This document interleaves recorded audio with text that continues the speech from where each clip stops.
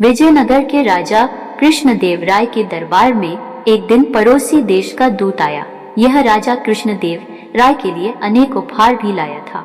विजयनगर के राज दरबारियों ने दूत का खूब स्वागत सत्कार किया।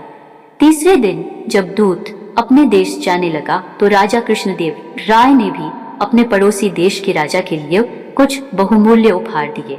राजा कृष्णदेव राय उस दूत को भी उपहार देना चाहते थे, इसलिए उन्होंने दूत से कहा, हम तुम्हें भी कुछ उपहार देना चाहते हैं। सोना चांदी, हीरे, रत्न, जो भी तुम्हारी इच्छा हो मांग लो। महाराज, मुझे यह सब कुछ नहीं चाहिए। यदि देना चाहते हैं तो कुछ और दीजिए। दूत बोला, महाराज, मुझे ऐसा उपहार दीजिए जो सुख में दुख में सदा मेरे साथ रहे और जिसे मुझसे कोई छीन न पाए। यह सुनकर राजा कृष्णदेव राय चकरा गए। उन्होंने उत्सुक नजरों से दरबारियों की ओर देखा। सबके चेहरों पर परेशानी के भाव दिखाई दे रहे थे। किसी की भी समझ में नहीं आ रहा था कि ऐसा कौन सा उपहार हो सकता है। तभी राजा कृष्णदेव राय को तेनालीराम की याद आई। वह दरबार में ही मौजूद था। राजा ने तेनालीराम को संबोधित करते हुए पूछा, क्या तुम ला सकते हो ऐसा उपहार जैसा दूत ने मांगा है? अवश्य महाराज, दोपहर को जब यह महाशय यहाँ से प्रस्थान करेंगे वह उपहार इनके साथ ही होगा।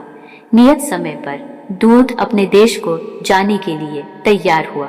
सारे उपहार उसके रथ में रखवा दिए गए। जब राजा कृष्णदेव राय उसे विदा करने लगे तो दूत बोला, महाराज, मुझे वह उपहार तो मिला ही नहीं जिसका आपने मुझसे वायदा किया था। राजा कृष्णदेव राय ने तेनालीराम की ओर देखा और बोले, तेनालीराम, तुम लाए नहीं वह उपहार। इस पर तेनालीराम हंसकर बोला, महाराज, वह उपहार तो इस समय भी इनके साथ ही है, लेकिन यह उसे देख नहीं पा रहे हैं।